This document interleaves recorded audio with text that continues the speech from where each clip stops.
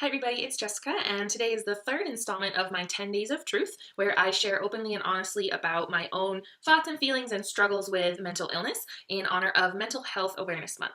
So today I wanted to just take a little bit of time to talk about the stigma that surrounds mental illness, as well as ableist language and how, that kind of plays into, in my mind, the stigma that surrounds a lot of issues with mental health.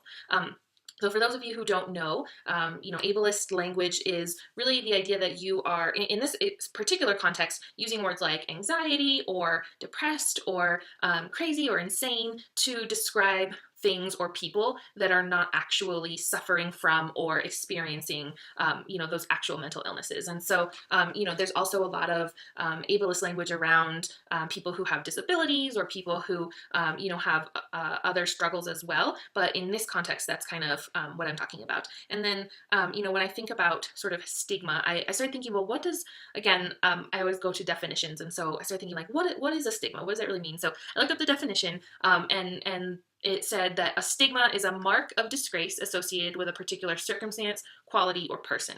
So I started thinking about how does that apply, that definition, how does that apply to mental health and mental illnesses? And, for me, like, I think that I just have this sort of ideal state where there isn't a stigma around mental health because of the fact that, like, mental illness is already so hard for somebody to work through. And it's already something that is, like when you are depressed or you're suffering from anxiety or, a lot of other mental illnesses, really, like, your brain is sort of like working against you and it's actively fighting you, and and it tricks you. Like, it really does trick you into thinking and believing a lot of things that aren't necessarily true. And so, those kinds of things are so hard to work through and to sort of pull yourself out of. And so the fact that people can't talk about it openly, the fact that people have to sort of hide those things, or feel like they're being judged for those things, or that they just, even just basic things like having access to mental health resources and supports and treatment,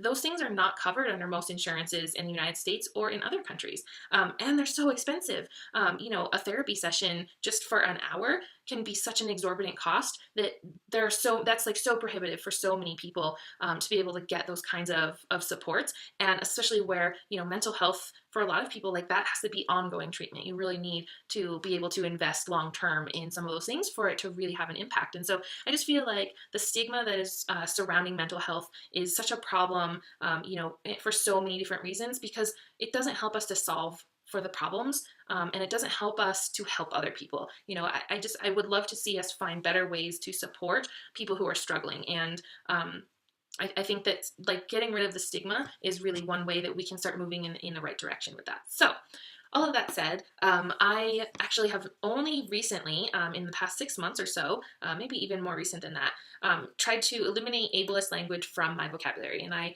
actually wrote a blog post about it, which I will post below. But for me, it was something that I was doing all the time, and I didn't even realize it. I didn't really think about it. I didn't really think about choosing my words carefully, which is super funny because I'm someone who always chooses, maybe not always, but for the most part, like, I over choose my words, like, with the utmost care, and thinking about all of the things that I'm saying and the how they're going to land and the impact they might have on people before I even say them. And so for me to realize, like, wow, I have been saying some things that could be really hurtful to other people, as well as I'm saying things that are not, like everything I just said about wanting to not have a stigma surrounding mental health, and everything that I just said about, like, this sort of more dreamlike world that I would love to live in and be a part of. I was not helping us to get to that place. I was actually moving us backwards, or at least stagnating. And I realized that, saying words like crazy or insane, or, depressed, to describe things that were not actual mental health related, things, I was playing into sort of all of the things that do not move us forward. And so I really had to work hard, and I'm still working on it, to get rid of those words from my vocabulary. And I think for me, the personal sort of connection that I made to this, and experience that I had, that helped me to really empathize and to understand what it might be like and why this was so important, was when I actually started experiencing anxiety myself.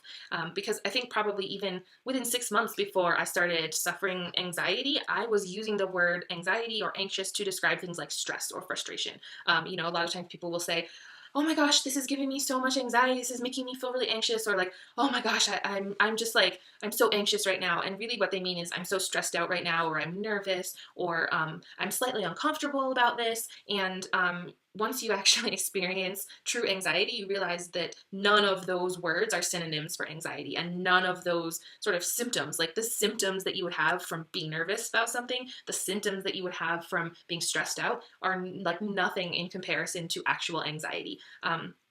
I will talk more about that in another video, about, you know, kind of what that how that experience looks and feels for me personally.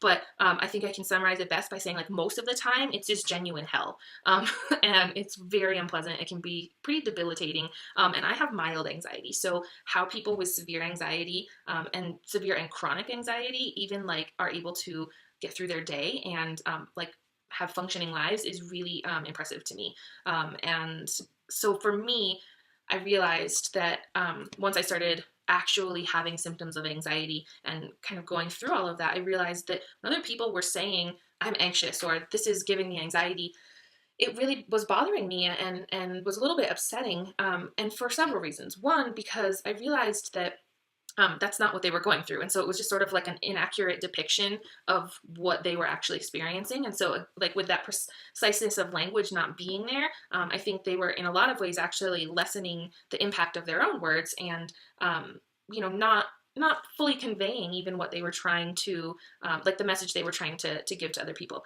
The other problem that I saw very quickly with all of that is that I felt like people were sort of like usurping that word from me, and that by them sort of using those words to describe things that weren't actually anxiety, that weren't actually symptoms of feeling anxious, that they were actually taking those words away from me when I needed to use them. And it's, you know, it's still something that I think a lot of times, you know, I mentioned, I think in one of my previous videos, that until you experience mental illness, it's really hard for you to empathize and to fully understand what it means and what it feels like. And you know, like, I even struggle with that, and I'm someone who suffers from you know, issues with mental health. And when I'm talking to somebody else, it's hard for me sometimes to empathize with their experience, because everybody's experience is different. And you know, there are a lot of things that I don't experience that someone else might. And so, you know, sometimes it's hard to relate. That's really what it is. It's like, it's sometimes hard to relate. If you've never suffered from any of that yourself, it is really, really hard to relate.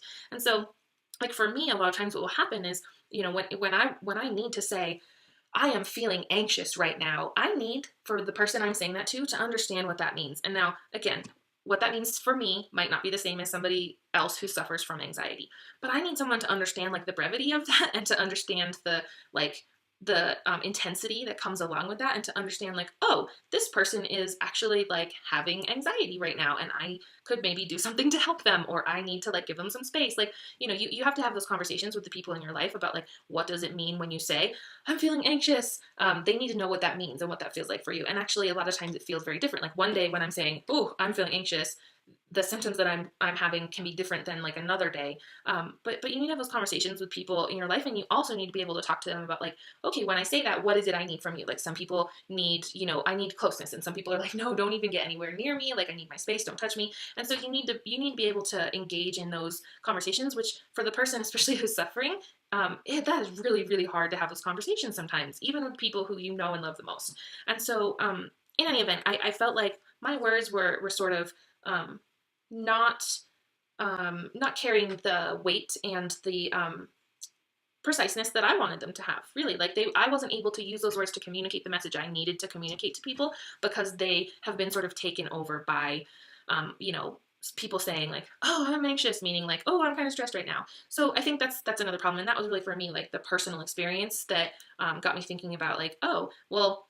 you know, then maybe when I'm saying, you know, like, oh, well, you know, that's really crazy, that's not preciseness of language. That's not really accurately conveying the message that I'm trying to put out there. But it's also really not supporting us, like, moving away from a stigma of mental health, and it's not helping us to, like, really have the conversations we need to have. And so I decided to take those words out of my vocabulary. It's been really hard at times. Crazy is actually one of the ones that's the hardest for me. And I think mostly just because it's such a habit and it's so ingrained, and because I hear it so often from so many people who I'm around. And so, and I tend to be like a sponge, and I soak up all of the ways that the people I spend time with talk. And I tend to, sort of like start to use phrases and words that other people are using. And so for me to like block that one out, to intentionally force it out of my vocabulary, has been a challenge, especially because I'll say things like, you know, oh my gosh, I can't believe that. Like it's so frustrating. It drives me absolutely. And I'll get that far. And then I'll realize that I don't have,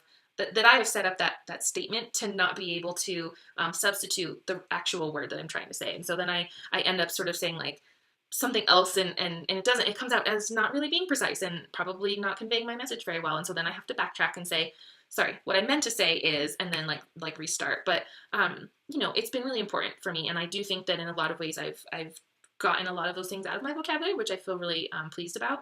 And I don't know, I think that it's important. And it's not the kind of thing where I'm, going like marching around to everybody who I know and saying like, I need you to stop using these words now.